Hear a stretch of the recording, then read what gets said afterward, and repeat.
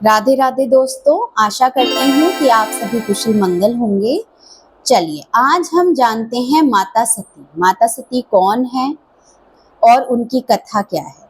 तो यह मैं सरल शब्दों में बताने का प्रयास करती हूँ। माता सती राजा दक्ष की पुत्री हैं और बचपन से ही भगवान शिव की आराध्य हैं। उन्होंने भगवान शिव को अपनी कठोर तपस्या से प्रसन्न किया है, जिसके कारण भगवान शिव ने उन्हें अपने पत्नी स्वरूप ग्रहण किया है। अब है राजा दक्ष, जो कि अपनी पुत्री के लिए किसी देव पुरुष को अपने जमाई के रूप में चाहते थे, लेकिन यह संभव नहीं हो पाया और उन्हें भगवान शिव का वैरागी और सरल स्वरूप जो है वो अच्छा नहीं लग रहा है, इसलिए वह अपनी पुत्री और भगवान शिव से नाराज है। तो उन्होंने एक महायज्ञ का आयोजन किया है राजा दक्ष ने, और उस आयोजन में सभी ऋषि मुनि देवगण देवता सबको बुलाया गया है, लेकिन माता सती और उनके पति भगवान शिव को इस आयोजन में नहीं बुलाया गया है। जब माता सती को यह बात पता चलती है तो माता सती अपने मायके जाने का हठ करती हैं। भगवान शंकर उन्हें समझाते हैं कि जहाँ से निमंत्रण ना हो और जहाँ अपमान की संभावना हो, ऐसे स्थान पर जाना उचित नहीं है।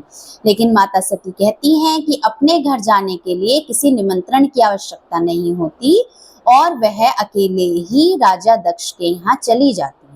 जब वह देखती हैं कि एक महायज्ञ का आयोजन है और उसमें सभी देवी देवताओं की प्रशंसा की जा रही है, सभी का सम्मान किया जा रहा है, और माता सती और उनके पति को तिरस्कार किया जा रहा है, उनका सम्मान नहीं किया जा रहा है, तो अपने पति का अपमान देखकर माता सती अत्यंत क्रोधित हो जाती हैं और वह कहती हैं कि जिस पिता के कारण यह देह मुझे मिली है, इस देह का कोई औचित्य नहीं है, यह देह इतनी मूल्यवान नहीं है।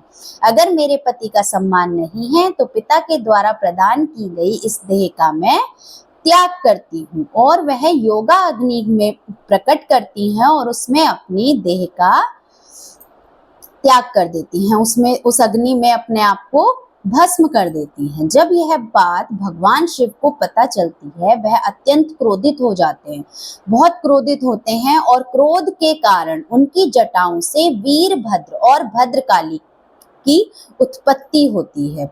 वीरभद्र क्रोध के कारण राजा दक्ष के सर को काट देते हैं, लेकिन अब देवताओं के आग्रह पर, देवताओं के कहने पर भगवान शिव उन्हें क्षमा करते हैं, राजा दक्ष को क्षमा करते हैं और उनके कटे हुए सिर की जगह एक बकरे का सिर लगाकर उन्हें पुनः जीवित करते हैं।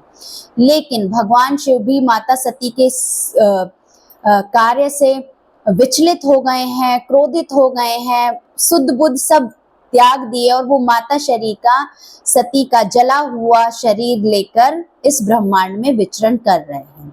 तो यह दृश्य देखकर सभी देवता, सभी भगवान विष्णु, भगवान ब्रह्मा जो हैं वो चिंतित हो जाते हैं और सोचते हैं कि अब भगवान शिव तो इस शरीर को छोड़ेंगे नहीं, तो कैसे आगे की प्रतिक्रिया जो है, यह ब्रह्मांड का जो संचालन है वह कैसे होगा।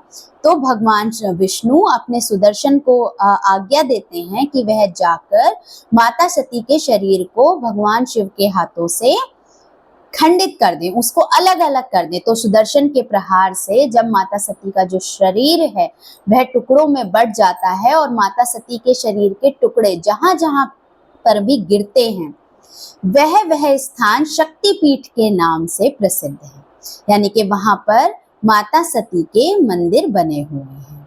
लेकिन भगवान शिव अब परेशान हैं, चिंतित हैं, क्योंकि उन्होंने अपनी अर्धांगिनी को खोया है और उनके हाथों में रह जाती है माता सती के शरीर की भस्म। तो यह है माता सती की कहानी और भगवान शिव की अर्धांगिनी है जो। तो यह बात तो सत्य है कि जहां पर भी आपका अपमान हो और आपको निमंत्रण ना हो, उस जगह कभी आपको नहीं जाना चाहिए, क्योंकि जहां निमंत्रण नहीं है, आपका सम्मान नहीं है, तो आप अपमान के लिए वहां पर ना जाएं। और यह भी एक सत्य है, जो सही मायनों में एक पत्नी है वह कभी अपने पति का अपमान स्वीकार नहीं कर सकती। राधे राधे।